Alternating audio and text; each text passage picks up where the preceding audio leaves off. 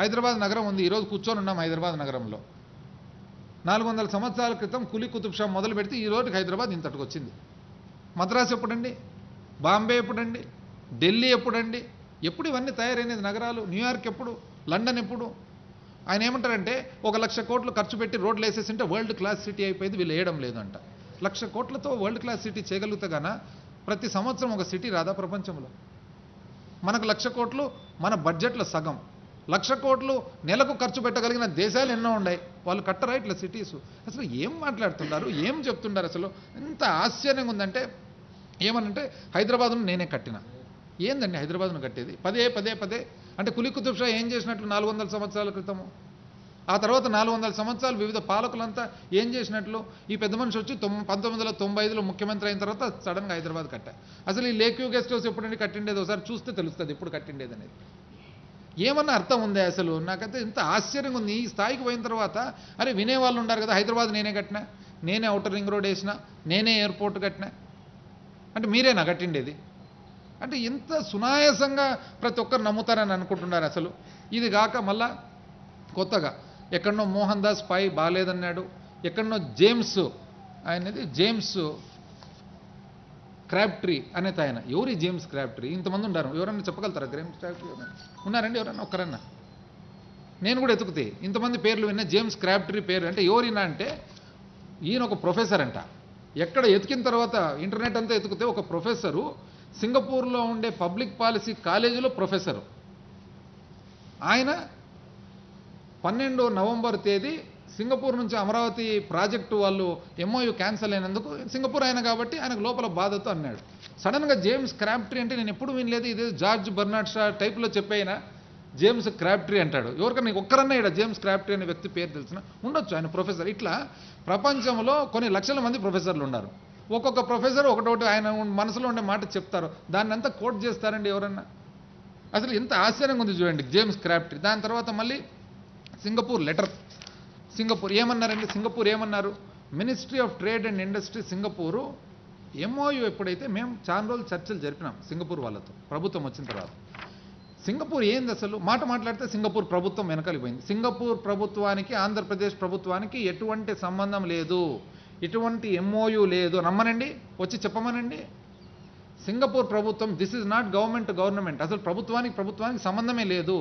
సింగపూర్లో ఉండే కొన్ని కంపెనీలు అసెండా సింగ్ బ్రిడ్జ్ అనేది, సెమ్కార్ప్ అనేది 2 కంపెనీలు కలిసి ఒక 1691 ఎకరా అంటే 1700 ఎకరాలు బిజినెస్ డిస్ట్రిక్ట్గా వ్యాపారానికి సంబంధించిన ఒక ప్రాంతానికి అమరావతిలో ఉండే వీళ్ళు ఏదైతే లక్షల ఎకరాల అమరావతి నగరం అంటున్నారో దాంట్లో ఒక 2000 ఎకరాలు అభివృద్ధి చేసేదానికి వ్యాపార సంస్థలు స్థాపించేదానికి వాళ్ళ చేతికిచ్చినారు.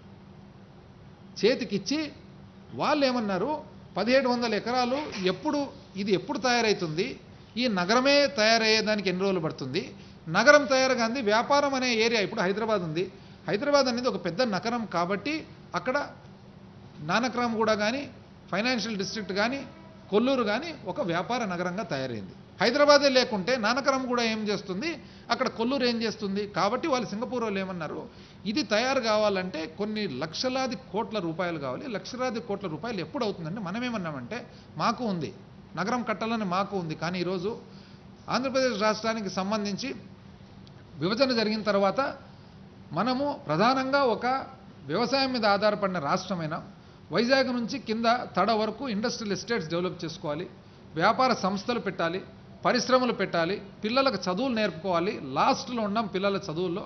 మేము ఈ ప్రభుత్వము జగన్మోహన్ రెడ్డి గారి నాయకత్వంలో మనము ఫస్ట్ ప్రయారిటీ పిల్లలకు చదువులు, నెక్స్ట్ ప్రయారిటీ ఆరోగ్యానికి సంబంధించి ఆసుపత్రులు బాగుపరచాలి, ఇండస్ట్రియల్ ఎస్టేట్స్ పెట్టాలి, ఇండస్ట్రీస్ రావాలి, పిల్లలకు ఉద్యోగ అవకాశాలు రావాలి. ఇది ప్రయారిటీ. కానీ లక్షల కోట్లు తీసుకుపోయి నగరం కట్టేంత స్తోమత లేదు మాకు దగ్గర. నగరం అనేది తనకై తను పెరగాల కానీ, దానికై అది పెరగాల కానీ మనం తీసుకుపోయి కట్టేదానికి వీలు పడదు. అంటే సింగపూర్ వాళ్ళు ఏమంటే ఇది మాకు కూడా తెలుసు సార్, అందుకని మనం మ్యూచువల్గా సపరేట్ అయిదాం, సపరేట్ అవుతూ మంచి వ్యాపార పరిస్థితుల్లో మాకు ఇక్కడ ఫర్దర్గా ఆంధ్రప్రదేశ్ రాష్ట్రంలో భాగస్వామ్యాలు కావాలని ఉంది. కాబట్టి వాళ్ళు లెటర్లు ఏం రాసినారు, వాళ్ళు మొన్న ఇచ్చిన లెటర్లో Singapore, in this instance, the Singapore consortium companies have stated that the project has cost them a few $1 million and its closure does not impact their investments. అంటే కొంత ఖర్చు అయింది కానీ మాకు ఎటువంటి వ్యాపార పరిస్థితుల్లో ఎటువంటి ఇంపాక్ట్ లేదు, దానివల్ల ఏమి ఇబ్బంది లేదు. Singapore companies remain interested in opportunities in Andhra Pradesh and other Indian states because of the size and potential. ఈ రోజు కూడా మాకు ఇంకా శ్రద్ధ ఉంది, మాకు ఇంకా దీని మీద ఇంట్రెస్ట్ ఉంది అని చెబుతూ hour economic agencies will continue to help our companies international. ఈ రోజు కూడా మేము ఇంకా ఎటువంటి అవకాశాలు ఉన్నా కూడా పాలు పంచుకుంటామని చెప్పి సింగపూర్ వాళ్ళు దాన్ని మాట్లాడితే సింగపూర్ వచ్చింది, సింగపూర్ వెళ్ళిపోయింది. ఏంది అసలు ఇన్వెస్టిగేషన్స్ మీద బాధ అంట. ఎందుకు ఉంటే బాధ? టెంపరీ బిల్డింగ్లని కట్టి 10,000 రూపాయల అడుగు ప్రకారం కట్టినారు. 10,000 రూపాయల అడుగు. ఈరోజు మనం నానక్రామ్గూడ కానీ గచ్చిబౌలి కానీ హైదరాబాదులో పోతే రెసిడెన్షియల్ అపార్ట్మెంట్కి పోతే భూమి విలువతో పాటు 6,000 రూపాయలు అడుక్కు మనకు బ్రహ్మాండమైన ఇంటికి పనికొచ్చే అపార్ట్మెంట్ దొరుకుతుంటే ఈ పెద్ద మనుషులు పోయిన 5 ఏళ్లలో టెంపరీ బిల్డింగ్లు భూమి ఫ్రీగా ఇస్తూ భూమికి సంబంధం లేకుండా టెంపరీ బిల్డింగ్లు, పర్మనెంట్ కూడా కాదు, టెంపరీ బిల్డింగ్లు, ఆఫీస్ బిల్డింగ్లు 10,000 రూపాయలు అడుగంట. ఎందుకు అవుతుందండి 10,000 రూపాయలు అడుగు? ఇదేం స్వర్గంలో కడుతున్నారు ఏమన్నా? కాబట్టి ఎందుకైంది 10,000 రూపాయలు అడుగు? 30 కోట్ల కిలోమీటర్. ఎందుకైతుంది 30 కోట్ల కిలోమీటర్ అని చెప్పి మేము ఎంక్వైరీ చేస్తే, ఎందుకండి ఎంక్వైరీ అంట? మీకేం బాధ ఎంక్వైరీ చేస్తే? అంటే ఇప్పుడు మేమేం చేయాలా? వదిలిపెట్టాలనా? 10,000 అట్లే వదిలిపెట్టాలనా? 10,000 11,000 చేయాలనా? ఏంది వాళ్ళ ఉద్దేశం మాకు అర్థం కావడం లేదు. మాట్లాడితే ఇదంటారు. దీని తర్వాత నెక్స్ట్ ఆయన నోరు తెరిచి, నేను ఎందుకని స్లిప్ అయినారా అంటున్నా కదా, నోరు తెరిచి బంగారు గుడ్డు పెట్టేదండి బాతు, బంగారు గుడ్డు పెట్టే బాతు దాన్ని ఇప్పుడు కాజేసినారు అంట. బంగారు గుడ్లు పెడతాది, ఎందుకు పెట్టదు? మీకున్నది లోపల దాని ద్వారా బంగారు గుడ్లు సంపాదించుకోవాలి. మాకు బంగారు గుడ్లు సంపాదించుకోవాలని లేదు. మాకు ఎంతసేపు కూడా ఉన్న కొద్దిగా ఆదాయంతో ఏ విధంగా రాష్ట్రాన్ని సమగ్రాభివృద్ధి చేయాలని ఉంది తప్ప వాళ్ళ ఐడియా ఏమి దీన్ని పెట్టుకొని బంగారు గుడ్ల మాదిరి దాని నుంచి సంపాదించుకుంటూ కూర్చోవచ్చు అనేది వాళ్ళ ఐడియా. నోరు తెరిచి ఆయన అన్నాడు బంగారు గుడ్ల. ఇంకోటి ఆయన ఏమంటే ఆంధ్రప్రదేశ్లో వేరే నగరాలే లేవు. ఎందుకండి? వైజాగ్ లేదా? వైజాగ్ మీకు కనపడడం లేదా నగరం కింద? అంటే వైజాగ్ నగరం కాదా మీ దృష్టిలో? అసలు ఏం పీపీఎస్ మాట్లాడితే పీపీఎస్ వాళ్ళు వస్తుంటే కరెంటు సంస్థలు ఏం యాక్చువల్గా జరిగినది? కరెంటు సంస్థలు 2017 సంవత్సరంలో మార్చి 2017కు 50 పైసలు యూనిట్కు ఏదైతే రీన్యూబుల్ ఎనర్జీ ఉందో, ఏదైతే మన వాయువుతో ద్వారా విండ్ పవర్ ఏదైతే ఉందో, వాయు విద్యుత్ ఉందో, దానికి అర్జెంటుగా వీళ్ళు ఏం చేసినారు, 2017 మార్చుకు జీబీఏ అంటారు, జనరేషన్ బేస్డ్ ఇన్సెంటివ్ 50 పైసలు యూనిట్, అది క్లోజ్ అవుతుందని 45 రోజుల లోపల వీళ్ళు 41 కంపెనీలతో వీళ్ళు అర్జెంటుగా పీపీఏలు పొందుపరుచుకున్నారు. మేమేమంటున్నామంటే అంత అర్జెంటుగా మీరు ఎందుకు పొందుపరిచినారు?